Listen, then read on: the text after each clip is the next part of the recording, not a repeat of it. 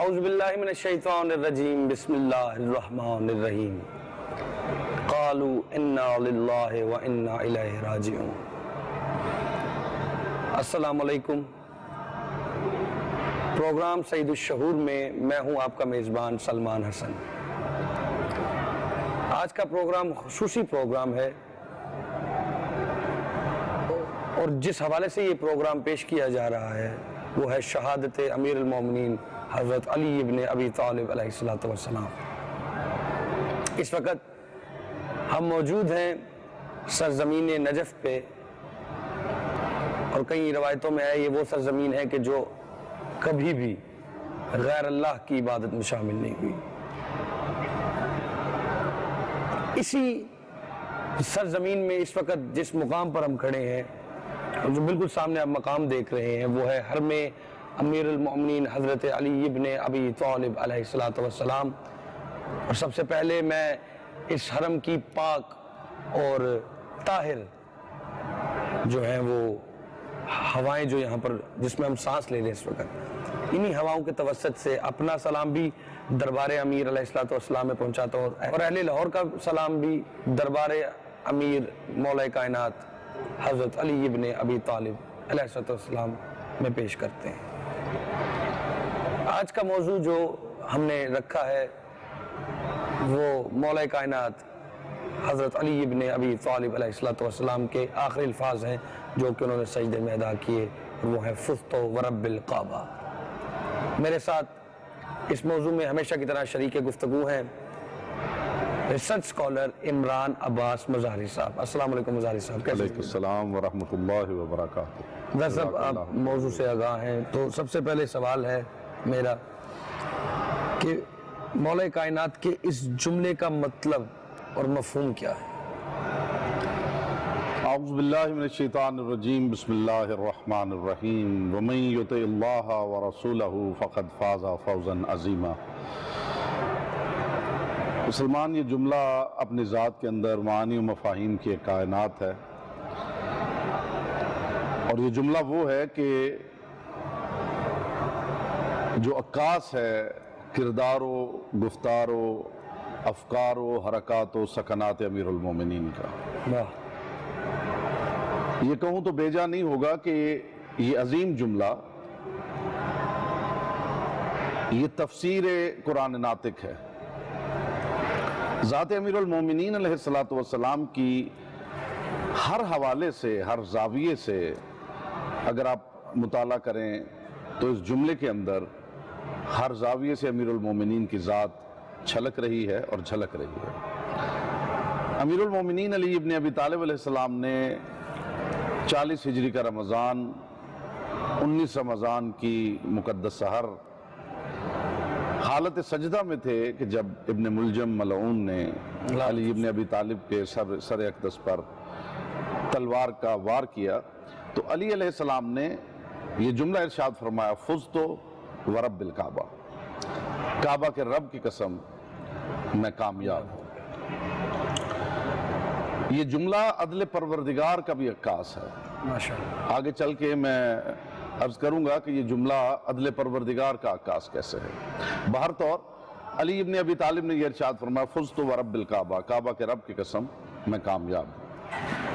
اب ہم جب اپنے لینگویج میں اس کو ٹرانسلیٹ کرتے ہیں تو ہم اس کے معنی یہ کرتے ہیں کہ کعبہ کے رب کی قسم میں کامیاب ہو گیا، جبکہ جو فزتو ہے وہ بڑے وسیع تر معنی اپنی ذات کے اندر سموئے ہوئے ہے۔ فزتو کے معنی وہ کامیابی نہیں جو ہم اپنی زبان میں، جس طرح ہماری زبان میں لفظ کامیابی مستعمل ہے، فزتو، لفظ فزتو قرآن میں استعمال ہوا ہے اور بڑے وسیع تر مفاہیم رکھتا ہے۔ تو بعد میں انشاءاللہ گفتگو ہوگی تو اس کے مختلف پہلو میں پیش کروں گا معزز ناظرین و سامعین کے سامنے کہ علی ابن ابی طالب نے جب یہ ارشاد فرمایا تو علی ابن ابی طالب نے اصل میں کیا بات کی۔ واہ، اچھا، یہ تو اپنے اس کا ترجمہ بھی آپ نے پڑھ دیا نا کہ فزت ورب الکعبہ۔ ایک کامیابی ہے جو کہ ایک عام انسان اچیو کرتا ہے، جیسے ایک بندہ ہے اس نے کوئی اپنی زندگی میں گول رکھا وہ اچیو کیا، جب اس نے اس کامیابی کی منزل کو چھو لیا تو اس نے کہا میں کامیاب ہوں گا، تو اس کا ایک لفظی مادی معنی ہے۔ ایک معنی ہے کہ کوئی اولیاء اللہ کہتا ہے، اور ایک وہ ہے جو ولیوں کا سردار ہے، جہاں سے ولی شروع ہوئی ہے، میں تو یہ چیز کو میرا ایمان عقیدہ ہے کہ وہیں سے ولایت شروع ہوئی ہے، ولی یہیں سے بنے ہیں، اور جس نے بھی ولی بننا ہوا، اب ولیوں کا سردار کہہ رہا ہے کہ میں کامیاب ہو گیا، اس جملے میں کامیابی سے کیا مراد؟ دیکھیے، اگر آپ قرآن کا مطالعہ کریں، حدیث کا مطالعہ کریں اور لغت عرب کا مطالعہ کریں تو بہت سارے الفاظ مترادفات استعمال ہوئے ہیں، مثلا نجات، مثلا ظفر، مثلا فتح، انہی میں ایک لفظ ہے فوز۔ تو ہر لفظ الگ معنی رکھتا ہے، بظاہر یہ مترادفات ہیں لیکن ان کے درمیان بڑا فرق ہے۔ جب ہم بات کرتے ہیں فوز کی تو وہ کامیابی جسے ہم کامیابی سمجھتے ہیں اس سے بالکل ہٹ کے ہے۔ یہاں میں ایک اور اہم پہلو ہے جس کی طرف آپ کی توجہ مبذول کروانا چاہتا ہوں، اور وہ یہ ہے کہ عام طور پہ اس کا ترجمہ یوں کیا جاتا ہے کہ علی ابن ابی طالب نے فرمایا کہ کعبہ کے رب کی قسم میں کامیاب ہو گیا۔ تو دیکھیے، یہاں مسئلہ یہ ہے کہ معنی، کسی لفظ کے معنی ڈھونڈنے کے لیے، معنی کا فیصلہ کرنے کے لیے اور معنی کا تعین کرنے کے لیے آپ کو پہلے اس ذات کو دیکھنا پڑتا ہے جس ذات کے متعلق یہ لفظ بولا گیا ہے۔ مثلا اگر آپ اللہ کا پاک قرآن پڑھیں تو ذات واجب پروردگار کے لیے لفظ مکر استعمال ہوا ہے۔ اب مکر کے معنی واللہ خیر الماکرین، تو مکر کے معنی کرتے ہوئے ہم یہاں وہ معنی نہیں کرتے جو مکر کے معنی ہم مخلوق کے لیے کرتے ہیں، یہاں مکر کے معنی ہم تدبیر کرتے ہیں کہ اللہ تدبیر کرنے والوں میں بہترین تدبیر کرنے والا ہے۔ تو ایسے ہی ذات امیر المومنین کے حوالے سے اگر یہ ترجمہ کیا جائے کہ علی ابن ابی طالب نے فرمایا کہ کعبہ کے رب کی قسم میں کامیاب ہو گیا، تو پھر سوچنا پڑے گا کہ علی کی جو ماضی کی زندگی ہے کیا اس میں کامیابی کا دخل ہے یا نہیں۔ میں تو یہ دیکھتا ہوں کہ علی ابن ابی طالب علیہ السلام جب سے ہیں کوئی ایسا مارکہ نہیں ہے، کوئی ایسا میدان نہیں ہے، کوئی ایسا پہلو نہیں ہے ان کی زندگی کا جس میں وہ کامیاب نہ ہو۔ تو پھر اس کے معنی کیا ہوئے کہ وہ آخری وقت میں یہ کہیں کہ میں کامیاب ہو گیا۔ علی کی ساری زندگی کامیابی ہی سے تعبیر کی جا سکتی ہے۔ علی کی ذات کا لمحہ لمحہ کامیابی ہے، علی کی گفتار کامیابی ہے، علی کا کردار کامیابی ہے۔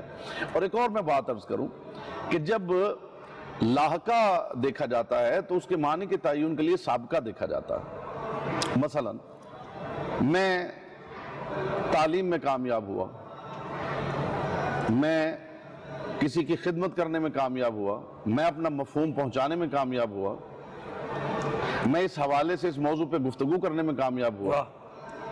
تو جب تک آپ اس کی وضاحت نہیں کرتے، کامیابی کا جو لفظ ہے اس کے معنی کا تعین نہیں ہو سکتا۔ اور جب پیچھے کوئی سابقہ موجود نہ ہو اور محض کہہ دیا جائے کہ کامیاب ہو، تو اس کا مطلب ہے کہ زندگی کے ہر لمحے کی کامیابی کا ذکر ہو رہا ہے، ایک کامیابی کا، ایک کامیابی، کیونکہ بغیر کسی لاحقے کے جب سابقے کے جب لاحقہ استعمال ہوتا ہے تو علی ابن ابی طالب نے یہ نہیں فرمایا کہ میں علم کے میدان میں کامیاب ہوا، میں دین پروردگار کی تبلیغ میں کامیاب ہوا، میں رسول اللہ کی حفاظت کرنے میں کامیاب ہوا، میں عالم اسلام کو کافروں مشرکوں سے بچانے میں کامیاب ہوا، میں علمی حوالے سے کامیاب ہوا، بلکہ علی مطلقاً ایک لفظ ارشاد فرما رہے کہ میں کامیاب ہو گیا، میں کامیاب ہوں۔ تو اس کا مطلب ہے کہ یہ ایک لفظ مطلقاً استعمال کرنا بتا رہا ہے کہ علی کی زندگی، یہ لفظ علی کی پوری زندگی کا احاطہ کیے ہوئے ہے کہ علی جب سے اس دنیا میں آئے ہیں اس آخری لمحے تک جب علی ابن ابی طالب نے یہ ارشاد فرمایا ہے علی کی زندگی کامیابی ہی کامیابی ہے، علی کی زندگی فوز ہی فوز ہے۔ ماشاءاللہ، یہ تو اس کا دوسرا پہلو ہے۔ اب اگر ہم اس جملے میں لفظ فوز کا استعمال دیکھتے ہیں کہ علی ابن ابی طالب نے فرمایا فوز تو ورب الکعبہ، کعبہ کے رب کی قسم میں کامیاب ہوں۔ اب ظاہری لفظی ترجمہ اس کا یہ بنے گا کہ میں کعبہ کے رب کی قسم میں کامیاب ہو گیا، لیکن چونکہ سامنے علی ہیں اور علی کی ماضی کی زندگی میں ناکامی کا تصور بھی ممکن نہیں ہے، تو علی ابن ابی طالب کو ملحوظ خاطر رکھتے ہوئے آپ اس کا ترجمہ یہ کریں گے کہ کعبہ کے رب کی قسم میں کامیاب ہوں، میں کامیاب ہو گیا ہوں نہیں، میں کامیاب ہوں۔ یعنی جس پہلو کے اعتبار سے علی کی زندگی کو دیکھا جائے تو علی ابن ابی طالب یہ اعلان کر رہے ہیں کہ میں کامیاب۔ اچھا، یہاں ایک اور بات ہے جو بڑی اہم ہے، میں سمجھتا ہوں بسم اللہ، کہ پروردگار عالم نے قرآن میں مختلف مقامات پہ لفظ فوز کا استعمال کیا ہے۔ فمن زحزح عن النار وادخل الجنہ فقد فاز، جسے جہنم سے دور کر دیا گیا اور جسے جنت میں داخل کر دیا گیا وہ فائز ہوا، فائز ہو گیا. فائز ہو گیا. اچھا، اس لفظ کو اگر آپ بغور دیکھیں تو کامیابی ایک بالکل مختلف چیز ہے اور فوز ایک بالکل مختلف چیز ہے. فوز کسی شے میں کامیاب ہونا نہیں ہے بلکہ کسی عہدے پہ فائز ہونا ہے. یہ لفظ ہماری زبان میں بھی مستعمل ہے کہ فلاں فلاں عہدے پہ فائز ہوا ہے. اچیومنٹ کہہ سکتے ہیں ہم اس کو. آپ یوں سمجھ لیں کہ جب آپ جنت میں چلے جائیں گے، یعنی پروردگار عالم نے جو جنت میں درجات رکھے ہیں، ان درجات، ان مقامات پہ فائز ہونا، کہ کچھ افراد جو ہیں وہ تخت پہ بیٹھے ہوں گے، کچھ نے سونے اور چاندی کے کنگن پہنے ہوئے ہوں گے، کچھ زمرد کے پروں کے ساتھ ہوئے پرواز ہوگا.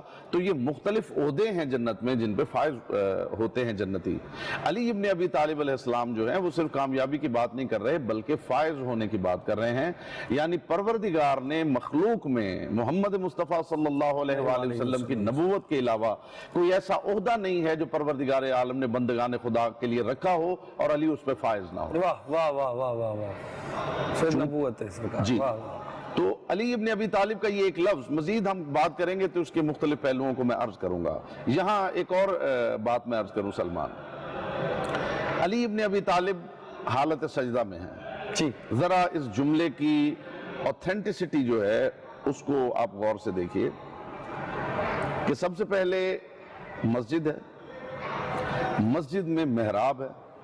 ظاہر ہے مسجد کا سب سے اہم مقام محراب ہے. محراب میں جو نمازی ہے وہ علی ہے اور نماز کی سب سے افضل حالت سجدہ ہے. سجدہ. واہ واہ واہ واہ. اور حالت سجدہ میں علی ابن ابی طالب صرف یہ نہیں فرما رہے کہ کعبہ میں کامیاب ہوں، بلکہ علی فرما رہے فزت ورب الکعبہ. علی قسم کھا کے کہہ رہے ہیں کہ میں کامیاب ہوں. بے شک رب کعبہ کی قسم میں کامیاب ہوں. اور یہ علی ہی فرما سکتے تھے. ادھر ہمیں لینی ہوگی ایک چھوٹی سی بریک. ہر میں امیر المومنین کے بالکل سامنے پروگرام کر رہے ہیں. ہم یوں گئے یوں آئے.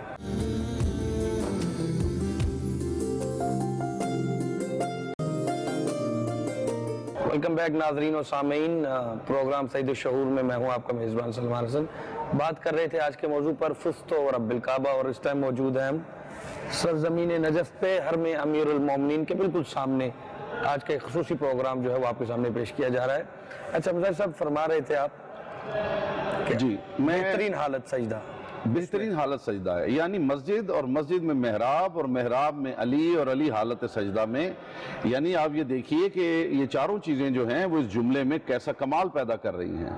ایک انسان مسجد کے باہر جو کہتا ہے اس کا معیار کچھ اور ہے، مسجد میں جو کہتا ہے اس کا معیار کچھ اور ہے، مصلی پہ جو کہتا ہے اس کا معیار کچھ اور ہے، جو حالت سجدہ میں کہتا ہے اس کا معیار کچھ اور ہے. تو یہ چار چیزیں ہونے کے باوجود علی ابن ابی طالب صرف یہ نہیں فرما رہے کہ میں کامیاب ہوں، بلکہ یہ فرما رہے ہیں ورب الکعبہ، اور کعبہ کے رب کی قسم میں کامیاب ہوں. اس کا مطلب یہ ہوا کہ امیر المومنین علی ابن ابی طالب علیہ السلام اپنی اس بات کا وزن اور اپنی اس بات کی اہمیت دنیا کو سمجھا رہے ہیں کہ یہ بات کتنی اہم ہے کہ حالت سجدہ میں محراب مسجد میں کہنے والا علی ہے اور پھر اپنے رب کی قسم کھا کے کہہ رہا ہے کہ میں کامیاب ہوں. کعبہ کے رب کی قسم میں کامیاب ہوں. اچھا، یہاں ایک اور بات سلمان بڑی اہم ہے جو میں ویور سے شیئر کرنا چاہوں گا، اور وہ یہ ہے کہ عام طور پہ ہم بات کرتے ہیں کہ فلاں نے قسم کھائی ہے، فلاں نے قسم لی ہے، فلاں نے قسم اٹھائی ہے، فلاں نے قسم دی ہے. تو آخر یہ قسم ہوتی کیا ہے؟ چونکہ امیر المومنین کے جملے میں ایک قسم موجود ہے، ورب الکعبہ. یہ واو جو ہے قسم کے لیے استعمال ہوتا ہے، جیسے قرآن میں والشمس وضحاہا، سورج کی قسم، اس کی کرن کی قسم، والقرآن، قرآن کی قسم. تو یہ واو جو ہے یہ قسم کے لیے استعمال ہوتا ہے. تو اصل میں قسم ہوتی کیا ہے؟ جب آپ قسم سمجھیں گے تو پھر آپ کو اس جملے کی اہمیت کا پتہ چلے گا. قسم کا مطلب یہ ہوتا ہے کہ متکلم یعنی بولنے والا بولتے بولتے اچانک قسم کھاتا ہے. حد یہ ہے کہ جو مخلوق کا پروردگار ہے وہ بھی گفتگو کرتے کرتے قسم کھاتا ہے. ماشاءاللہ. تو قسم اصل میں ہوتی کیا ہے؟ قسم متکلم اس وقت کھاتا ہے یا قسم اس وقت استعمال کرتا ہے جب وہ اپنے کلام کو تقسیم کرنا چاہتا ہے. یعنی کلام کو قسم تقسیم کر دیتی ہے کہ جو گفتگو میں پہلے کر رہا تھا اب اس قسم کے ذریعے جو متکلم ہے اگلی گفتگو بریکٹس میں کرنا چاہتا ہے کہ اس کی طرف زیادہ توجہ کی جائے. جیسے پروردگار عالم گفتگو کرتے کرتے اچانک قسم کھاتا ہے تو اس کا مطلب یہ ہے کہ پہلے جو قرآن یا گفتگو ہو رہی تھی وہ بھی ساری ہدایت تھی، لیکن اب زیادہ تمہیں غور کرنے کی ضرورت ہے جو میں قسم کھا کے کہہ رہا ہوں. یعنی قسم کھانے والا قسم کے ذریعے اپنے کلام کو تقسیم کرتا ہے. کلام قسم سے پہلے کا کلام اور قسم کے بعد کا کلام، متکلم بعد والے کلام کی طرف متوجہ کرنا چاہتا ہے. کمال یہ ہے کہ صاحب نہج البلاغہ اپنے کلام میں قسم کھا کے اس بات کو بیان فرما رہے ہیں کہ کعبہ کے رب کی قسم میں کامیاب ہے. یعنی یہ کتنی اہم بات ہے کہ جس کے لیے صاحب نہج البلاغہ بھی اپنے کلام کو قسم کے ذریعے تقسیم کر رہے ہیں. کعبہ کے رب کی قسم میں کامیاب ہے. اور یہ جملہ آپ کو امیر المومنین سے پہلے کہیں نہیں ملے گا. تاریخ یہ میرا اگلا سوال بھی تھا کہ بہت نبی انبیاء برگزیدہ نبی بھی گزرے ہیں، اولیاء گزرے ہیں، لیکن میرا یہی سوال تھا اس سے پہلے کبھی مولا کائنات سے پہلے کسی نے یہ جملہ فرمایا ہے کہ رب کعبہ کی قسم میں کامیاب ہے؟ دیکھیے سلمان، پہلی بات تو یہ ہے کہ جو رب الکعبہ ہے ورب الکعبہ، یہ عرب میں معروف تھی قسم. یعنی جو قسم کھاتا تھا یہ قسم عرب میں معروف تھی. ورب الکعبہ، کعبہ کے رب کی قسم. خود جناب عبد المطلب کی زبان سے یہ الفاظ نکلے ہیں ورب الکعبہ. خود جناب ابو طالب کی زبان سے یہ نکلے ہیں ورب الکعبہ. عرب کے شعراء نے اس کو استعمال کیا ہے. لیکن فزت ورب الکعبہ یہ جملہ سوائے امیر المومنین کے تاریخ ہست و نیست میں کسی کی زبان سے ادا نہیں ہوا. اور لطف کی بات یہ ہے، میں یہ سوچتا ہوں کہ پروردگار عالم نے ایک دن مقرر کیا ہے، روز جزا، یوم الدین. وہ دن جب وہ پروردگار فیصلہ کرے گا، جب اعمال تولے جائیں گے، جب حساب کتاب ہوگا، تو وہ پروردگار اعلان کرے گا کہ کون کامیاب ہے اور کون ناکام. یہ کون بندہ پروردگار ہے کہ ابھی قیامت کا دور دور تک پتہ نہیں اور وہ خود اعلان کر رہا ہے کہ میں کامیاب ہوں. میں نے جو پہلے ابتدا میں جملہ کہا تھا کہ علی ابن ابی طالب کی زبان سے نکلنے والا یہ جملہ عدل پروردگار کی دلیل ہے. اب آپ کہیں گے عدل پروردگار کی دلیل کیسے ہے؟ تو مجھے بتائیے کہ اگر ممتحن نے امتحان کے معیارات آپ کو نہیں دیے، پھر آپ کیسے ایک لائق طالب علم جب پیپر حل کر کے آتا ہے تو وہ اپنی مارکنگ کرتا ہے. جی بالکل. اور اس کے جو مارکس آتے ہیں اس کے قریب قریب آتے ہیں. اس کا مطلب ہے کہ جو لائق طالب علم ہے وہ ممتحن کے ذہن میں جو معیارات ہیں ان کو جانتا ہے کہ مارکنگ کس معیار پہ ہوتی ہے، اور جس کے معیار پہ مارکنگ ہو رہی ہے اس کا عادل ہونا ضروری ہے. واہ واہ واہ. اگر وہ عادل نہیں ہے، اگر ممتحن ایسا ہے کہ وہ ایک لائق طالب علم کو فیل بھی کر سکتا ہے اور ایک نالائق کو پاس بھی کر سکتا ہے، تو دنیا کا کوئی طالب علم بھی اپنی مارکنگ خود کرنے کے قابل نہیں ہے. یہ علی ابن ابی طالب ہیں جو اپنی ذات کی خود مارکنگ کر کے بتا رہے ہیں کہ میں پروردگار کے ان تمام عدل کے مبنی سٹیٹس کو جانتا ہوں، ان معیارات کو جانتا ہوں، اور ان معیارات کی بنیاد پہ میں کہہ رہا ہوں کہ میں کامیاب ہوں. سبحان اللہ سبحان اللہ. تو یہ بیسیکلی یہی جملہ ہے، پھر یہی ہوا سب سے پہلے مولا کائنات نہیں فرمایا. اچھا، اس کے بعد کبھی کہا گیا؟ یعنی کہ کبھی ہم نے ہسٹری میں صرف ایک جنرل نالج ہے، کیونکہ اگر میں نے پہلے کا نام لیا تو لوگ یہ بھی کہیں گے اس کے بعد بھی کہا گیا کبھی؟ جی، اس کے بعد بھی اتفاق کہوں یا میں کیا کہوں کہ اس کے بعد بھی یہ جملہ امیر المومنین کے بعد یہ جملہ بہت مرتبہ کہا گیا ہے، لیکن اپنے حوالے سے نہیں، علی کے حوالے سے. واہ واہ واہ واہ واہ واہ واہ واہ. یہ جملہ بار معیار علی بن گیا کام. جی، معیار ہی اس کا علی بن گئے ہیں. جملہ دہرایا گیا ہے بہت مرتبہ، لیکن علی ابن ابی طالب کے ذات کے حوالے سے دہرایا گیا کہ قال علی ابن ابی طالب علیہ السلام فزت ورب الکعبہ، یعنی کہ ان سے منسوب ہو گیا. منسوب ہو گیا. اب یہ کہہ بھی نہیں کوئی سکتا. یہ کہہ بھی نہیں کوئی سکتا. اور یہ جو جملہ ہے سلمان، اس کی مختلف جو ڈائمنشنز ہیں، جیسے جیسے آپ اس کو گہرائی سے دیکھتے چلے جائیں گے آپ کی حیرت کی کوئی انتہا نہیں رہے گی کہ امیر علیہ السلام یہ فرما رہے فزت ورب الکعبہ، کعبہ کے رب کی قسم میں کامیاب ہوں. کیا علی ابن ابی طالب اس کامیابی کی بات کر رہے ہیں جو مخلوق کی نگاہوں میں ہے، یا اس کامیابی کی بات کر رہے ہیں جو پروردگار کی نگاہوں میں ہے؟ ہوتا یہ ہے کہ پیپر آپ حل کریں گے اور امتحان لینے والا فیصلہ کرے گا کہ آپ کامیاب ہیں کہ نہیں. آپ نہیں فیصلہ دے سکتے. آپ فیصلہ نہیں دے سکتے، اور آپ اگر فیصلہ دیں گے بھی تو اس فیصلے کا کوئی جواز نہیں ہے. آپ کس بنیاد پہ فیصلہ دیں گے؟ ابھی پیپرز جو ہیں وہ حل نہیں ہوئے، ابھی پیپرز جو ہیں وہ چیک نہیں ہوئے، ابھی مارکنگ نہیں ہوئی، اور یہ عبد خدا کس معیار کا عبد پروردگار ہے کہ جو خود ہی اعلان کر رہا ہے فزت ورب الکعبہ، کعبہ کے رب کی قسم میں کامیاب ہوں. اور اگر علی صرف فزتو کہتے تو شاید کوئی سوچ سکتا تھا کہ علی ابن ابی طالب اپنی دانش میں کہہ رہے ہیں کہ میں کامیاب ہوں، لیکن علی نے اللہ کی قسم کھا کے کہا ہے کہ میں کامیاب ہوں. اس کا مطلب ہے کہ علی اس فزتو میں صرف خود شامل نہیں ہے، بلکہ علی نے فزتو میں اپنے پروردگار کو بھی شامل کر رکھا ہے.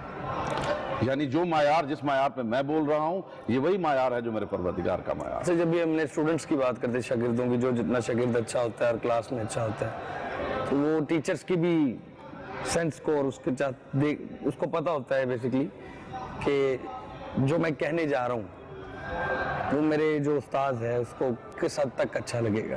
تو میں یہ کہہ سکتا ہوں کہ جو سائیکولوجیکلی ہم اگر اس چیز کو دیکھیں تو یہ بھی بڑھتا ہے کہ جو شاگرد ہوتا ہے وہ جانتا ہے کہ اس کے ٹیچر جو ہے، جو اس کا استاد جو ہے، اس کا جو دماغ ہے یا وہ کیا چاہتا ہے ایکچولی. جب اس کو پتہ ہوتا ہے وہ کیا چاہتا ہے، اور شاگرد خاص بھی ہو، جب کلاس میں اچھا ہوگا تو شاگرد خاص بھی ہے، پسند بھی کیا جاتا ہے، تو پھر وہ کسی حد تک کہہ بھی سکتا ہے کہ میں کامیاب ہوں. اور ایک وہ شاگرد ہے جو رسول کا شاگرد ہے، سرکار دو عالم حضرت محمد مصطفیٰ کا شاگرد، اور یقیناً وہ جانتے تھے کہ جب وہ کامیاب کہہ رہے ہیں تو بے شک وہ کامیاب ہیں. بالکل صحیح. یہی بات میں سلمان یہ کر رہا تھا کہ اگر جو پیپر چیک کرنے والا ہے اس کا معیار نہیں ہے تو طالب علم کس بنیاد پہ کہے گا کہ میں کامیاب ہوں؟ اس کا مطلب ہے طالب علم کا یہ کہنا اس بات کی دلیل ہے کہ جو پیپر چیک کر رہا ہے وہ عادل ہے. واہ واہ واہ واہ واہ واہ. عادل ہے تو اپنی کامیابی کا اعلان کر رہا ہے. اور اگر وہ پیپر چیک کرنے والا عادل نہیں ہے اور کچھ پتہ نہیں ہے کہ وہ ایک لائق سٹوڈنٹ کا جو ہے پیپر اس کے 0 مارکس دے دے اور ایک نالائق کو 100% مارکس دے دے، تو پھر بتائیے کون کہہ سکتا ہے کہ میں کامیاب ہوں؟ اس کا مطلب ہے جملہ علی کی زبان سے نکلا ہے. اور میں نے یہ سلمان دیکھا کہ علی ابن ابی طالب ایک ایسی ہستی کا نام ہے کہ وہ اگر اپنی فضیلت بھی بیان کر رہے ہوتے ہیں تو اس میں پروردگار کی توحید چھلک رہی ہوتی ہے. بے شک بے شک. اس میں ذات پروردگار کی توحید چھلک رہی ہوتی ہے. فلسفہ شاگردی یہی ہے جو سرکار دو عالم کا ہے، وہ ہے یہ کہ پھر آنی ہے تو پھر چھلکنی وہی ہے نا جو سرکار دو عالم. جی بالکل، کہ طالب علم بولے تو اس میں استاد چھلکے. واہ واہ واہ. اس میں استاد چھلکے. مدینۃ العلم دکھتا ہے باب العلم. باب العلم. اور آپ نے بڑی خوبصورت بات کی ہے کہ مدینۃ العلم. یہاں آپ ایک اور بات دیکھیے. ہم نے جانے کتنے پہلو ہیں جن پہ بات کرنا چاہ رہا ہوں، لیکن دامن وقت میں جتنی وسعت ہے، ظاہر ہے جو پروگرام کا فارمیٹ ہے. رسول اللہ صلی اللہ علیہ وسلم نے یہ ارشاد فرمایا، انا مدینۃ العلم وعلی بابھا، میں شہر علم ہوں اور علی اس کا در ہے. اور قرآن نے کلیہ دیا ہے، وَلَيْسَ الْبِرُّ بِأَن تَأْتُوا الْبُيُوتَ مِن ظُهُورِهَا وَلَكِنَّ الْبِرَّ مَنِ اتَّقَىٰ وَأْتُوا الْبُيُوتَ مِنْ أَبْوَابِهَا. کہ دیکھو گھروں میں چھتوں سے مت آیا کرو، واہ واہ. دیواریں پھلانگ کے مت آیا کرو، یہ نیکی نہیں، یہ برائی ہے. وَلَكِنَّ الْبِرَّ مَنِ اتَّقَىٰ وَأْتُوا الْبُيُوتَ مِنْ أَبْوَابِهَا. نیکی یہ ہے کہ تم تقوی اختیار کرو اور گھروں میں دروازوں سے آیا کرو. واہ واہ واہ واہ واہ. اس کا مطلب ہے کہ علم رسول اللہ ہو یا علم پروردگار ہو، جو ان تک جانا چاہتا ہے اسے بھی علی کے دروازے پہ آنا ہی پڑے گا. مجبوری نہیں ہے، یہ ضروری ہے. یہ اگر اس دروازے پہ نہیں آتے تو پھر قرآن کی آیت کے مصداق ہو جائیں گے کہ گھر میں دیواریں پھلانگ کے مت آؤ، چھتوں سے مت آؤ، دروازوں سے آؤ. یہی نیکی ہے اور یہی معیار تقویٰ. میں نے بھی اس کا جواب، میں نے کہا یہ مجبوری نہیں بلکہ ضروری ہے. ضروری ہے. تو ضروری ہے مولا کائنات تک اپنی بات پہنچانا بھی. آج کی شب جو ہے وہ دکھوں کی شب بھی ہے. بہت میں تو ایک کیفیت میری یہ ہے کہ میں بیان نہیں کر سکتا، لیکن جن پر گزر رہی ہے، جتنے سادات ہیں، سید ہیں، میں ان سب سے تعزیت پیش کرتا ہوں. کیونکہ رات ایسی ہے کہ یہ رات بڑی بھاری ہے اہل بیت پہ، اور ملعون ہے وہ جس کا کائنات کا ملعونوں میں سے. مزاج صاحب یہ بات سوال تو ہے میرے پاس ہے، اور چھوٹا سا مختصر سا جواب دینا، ہم نے بریک میں جانا ہے کہ یہ کس ملعون کیٹیگری میں شمار کیا جا سکتا ہے، کس حد کہ یہ عبد الرحمن ابن ملجم. دیکھیے اس کی کیٹیگری سمجھنے کے لیے جناب امیر علیہ السلام کے سر اقدس پہ تلوار کا وار ہونا اور جبریل کا یہ پکارنا جو ہماری معتبر مین سٹریم کتابوں میں ہے کہ خدا کی قسم ہدایت کے ارکان توڑ دیے گئے ہیں، ہدایت کے ارکان گرا دیے گئے ہیں، یعنی ستون ہدایت کو گرا دیا گیا ہے. آپ یہ سوچیں کہ ظاہر ہے کہ جبریل جو کہہ رہا ہے حکم پروردگار سے کہہ رہا ہے، اس کا مطلب ہے نگاہ پروردگار میں ذات امیر المومنین ہدایت کا وہ ستون ہے جس کے اوپر ہدایت کی چھت کھڑی ہے۔ تو آپ خود سوچ سکتے ہیں کہ وہ ستون جس کے اوپر ہدایت کی چھت ہے، جب وہ گرے گا تو وہ گرانے والا نگاہ پروردگار میں کتنا بڑا مجرم ہوگا۔ بے شک ہم اس ملعون پر ضرور بات کریں گے، ابھی لینی ہوگی چھوٹی سی بریک۔ حرم امیر المومنین سے ہم واپس آ رہے ہیں آپ کی خدمت میں، کہیں جائیے گا مت۔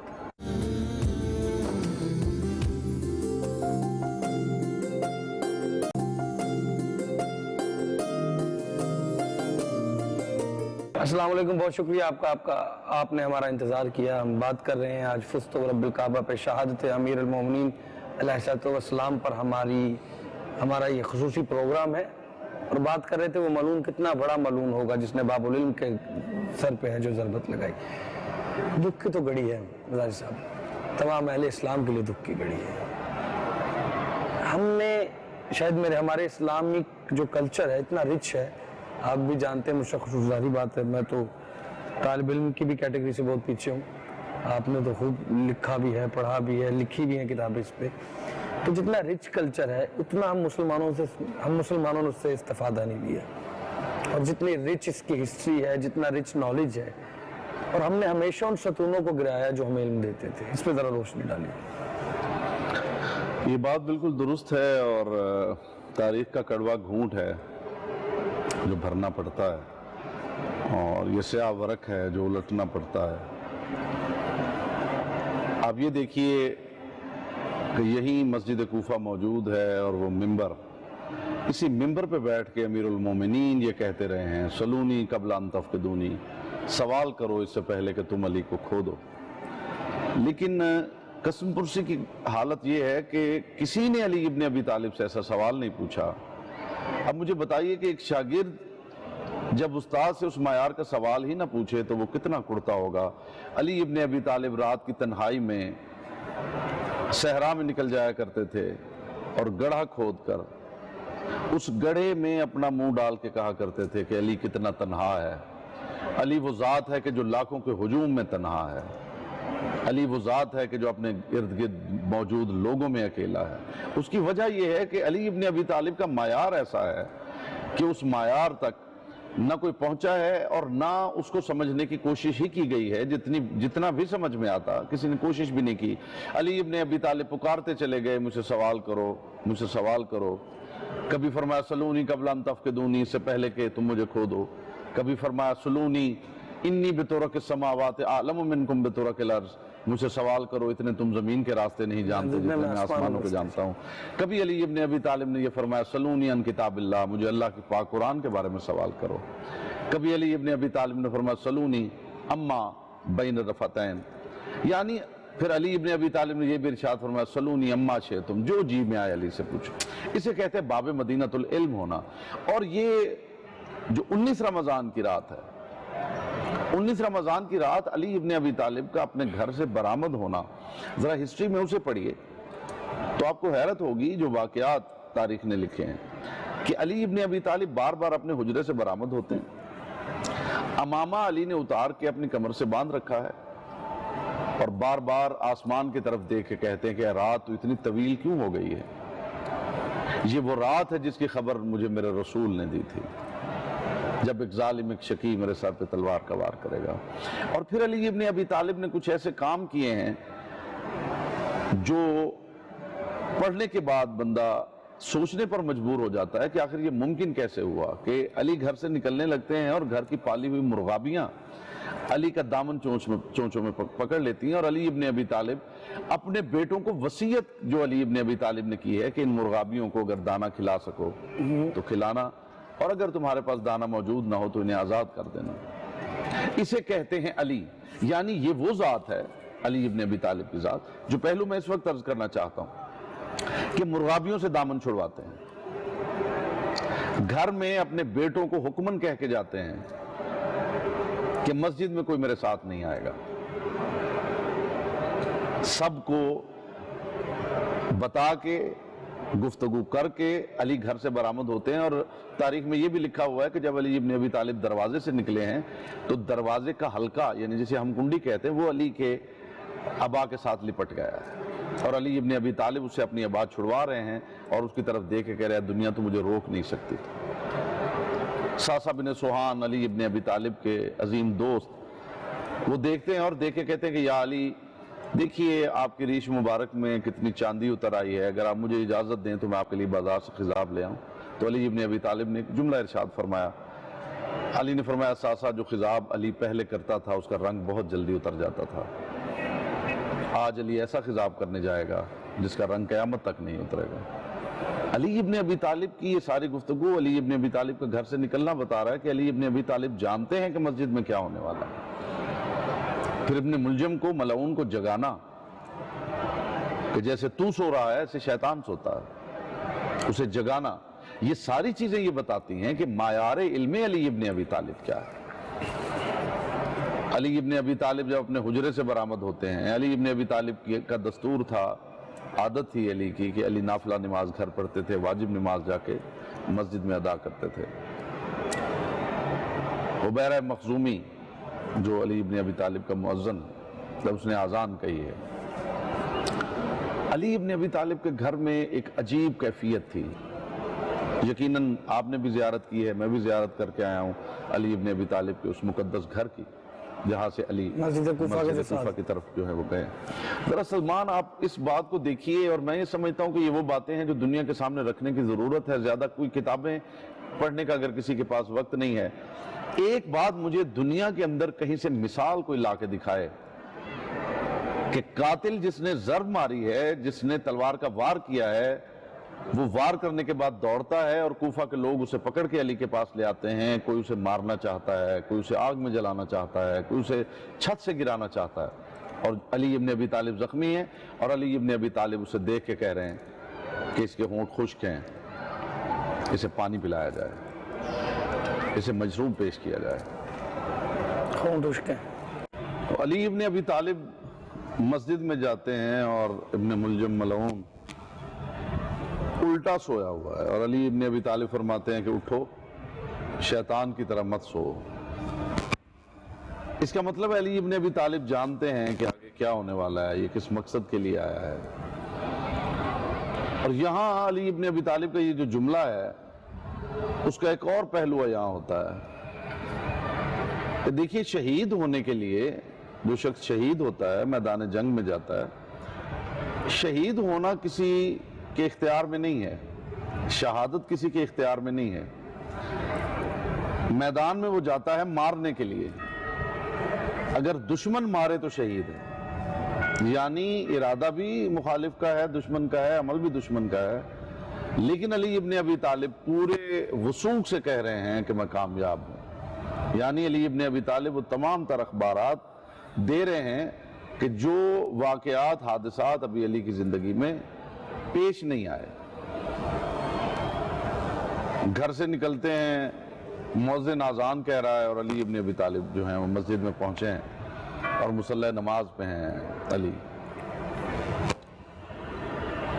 علی کے سر پہ تلوار کا وار, اور پھر علی ابن ابی طالب کا یہ کہنا کہ دیکھو اس کا حلق خشک ہے, اسے پہلے پانی پلاؤ. مجھے بتائیے دنیا کی کسی تاریخ میں کہیں آپ کو یہ مثال ملے, یہ سوائے علی ابن ابی طالب کے آپ کو کہیں نہیں ملے گی.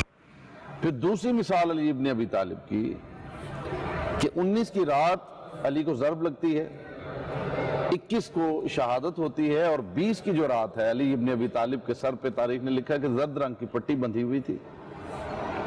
اور علی ابن ابی طالب اپنی اولاد اور اپنے صحابہ سے یہ فرما رہے تھے کہ دیکھو اس نے مجھ پر صرف ایک وار کیا ہے, اگر بدلے میں اسے مارو تو ایک ہی وار کرنا. اسے کہتے ہیں عدالت. ہمارے یہاں یہ ہوتا ہے کہ اگر کسی نے کسی کو مار دیا ہے تو لوگ اسے پکڑ کے اسی وقت مار دیتے ہیں, لوگ آگ لگا دیتے ہیں. لیکن علی ابن ابی طالب اپنی عدالت کا مظاہرہ کر رہے ہیں کہ اس نے مجھ پہ ایک وار کیا ہے, تم بھی اس پہ ایک وار کرنا. ایک واقعہ کچھ کیونکہ وقت کم ہے پوچھنا چاہوں گا, وقت شہادت کیفیت کیا تھی, کون کون پاس موجود تھے, کیا وصیت تھی مولا امیر کی؟ وقت شہادت یہ ہوا کہ جب ملعون نے, علی ابن ابی طالب حالت سجدہ میں تھے, تو تاریخ نے لکھا ہے کہ ملعون نے زہر میں بجھی ہوئی تلوار अली इब्न अबी तालिब के फ़र्क अक़दस पर, सर अक़दस पे मारी, और उसका ज़ख्म इतना गहरा था कि देखने वाले को महसूस होता था कि अली का सर दो हिस्सों में तकसीम हो गया है। और फ़ौरन सहाबा आगे बढ़े और अली इब्न अबी तालिब के सर पे पट्टी बांधी, और अली के बेटों को खबर हुई तो दौड़ते हुए अली इब्न अबी तालिब की तरफ बढ़े। जितने जनाजे हैं जहां भी आप पढ़ेंगे, किसी को चारपाई पे उठाया गया है, किसी को कंधों पे उठाया गया है। ये भी मिसाल सिर्फ आपको ज़ात अमीरुल मोमिनीन के हवाले से मिलेगी कि अली को एक कंबल में डालकर चारों कोने बेटे पकड़ के घर तक लाए हैं। अली के सर से लहू बह रहा है। अब आप ये सोचिए कि ऐसी कैफियत में जबकि ये पता चले, और तारीख ने ये लिखा है कि अली इब्न अबी तालिब की दुख्तर नेक अख्तर जनाब ज़ैनब उलिया मकाम सलवातुल्लाह अलैहा, वो कहती मैं मुसल्ले पे थी और अचानक मुझे ऊँग आई और मैंने एक अजीब ख्वाब देखा।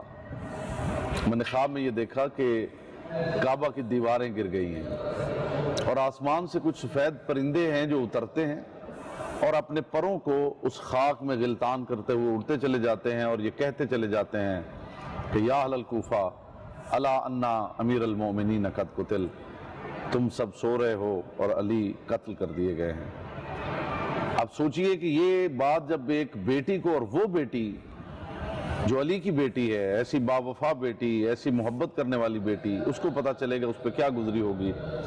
तो जनाब ज़ैनब उलिया मकाम ने जनाब अब्बास से कहा कि अब्बास मेरे बाबा को लेकर जल्दी घर आ जाना, वरना मस्जिद हमारे घर के दरवाजे के साथ ही है। तो जनाब अब्बास जब वहां पहुंचे हैं तो जनाब अब्बास ने यह देखा कि एक तरफ हसन मुज्तबा और एक तरफ हुसैन इब्न अली, दोनों बेटे बैठे और अपने हाथों में बाबा का सर लिया हुआ है। तो जनाब अब्बास अली के कदमों की तरफ बैठ जाते हैं और कदमों पे हाथ रख के कहते हैं अमीरुल मोमिनीन, ये आपके बेटे हैं, ये आपका बहुत ख्याल रखेंगे, लेकिन एक पैगाम अपनी बेटी का भी सुन लीजिए। आपकी बेटी ने ये कहा है कि मेरे बाबा को लेकर जल्दी घर आ जाता है। और अब्बास मेरे बाबा से ये कहना कि अगर उन्होंने आने में देर की तो मैं ज़ैनब मस्जिद में आ जाऊंगी। तारीख ने ये लिखा है कि जैसे कि अब्बास इब्न अली ने ये जुमला अली इब्न अबी तालिब से कहा तो चाहे अली के सर पे इतनी कारी ज़र्ब लग चुकी थी, अली संभल के बैठे और फरमाया अब्बास मेरी ज़ैनब से जाके कहो कि मस्जिद में ना आना, मेरी गैरत गवारा नहीं करती कि मेरी बेटी मस्जिद में आ जाए। कंबल में डाल के अली इब्न अबी तालिब को घर लाए हैं। और इससे एक रात पहले यानी 19 रमज़ान की शब सहर के वक्त मलऊन ने ये वार किया है। 18 रमज़ान की रात तारीख ने लिखा है कि अली ये करते थे कि दस्तरखान बिछाते थे, अली की बेटियां बैठी होती थी, कभी जनाब ज़ैनब सलामुल्लाह अलैहा लुकमा तोड़ती थी, अली के मुंह में रखती थी कि बाबा बेटी के हाथ से खाइए, कभी जनाब उम्मे कुलसूम। लेकिन 18 रमज़ान की रात तारीख ने लिखा है कि दस्तरखान पे बैठे हुए अली लुकमा तोड़ते थे, कभी ज़ैनब उलिया को खिलाते, कभी जनाब उम्मे कुलसूम को खिलाते थे। और बेटियां पूछती थी बाबा हम जो आपकी हालत देखते हैं लगता है कि अगला रमज़ान आप नहीं देखेंगे, और बाबा ये लगता है कि ये रमज़ान हम पे क़यामत बन के टूटने वाला है। बेशक ये क़यामत बन के टूटा है। ये सिर्फ शहादत अली का जिक्र नहीं है, ये हसनैन करीमैन की यतीमी का जिक्र है, ये ज़ैनब सलामुल्लाह अलैहा की यतीमी का जिक्र है। आए दुआ करें मालिक कायनात आपकी और हमारे तमाम गुनाहों को शहादत अमीरुल मोमिनीन के सदक़े में हमसे दरगुजर फरमाए, आपको और हमें इस राह हक़ पे चलने की तौफीक अता फरमाए, आपको और हमें साबित कदम रहने की तौफीक अता फरमाए।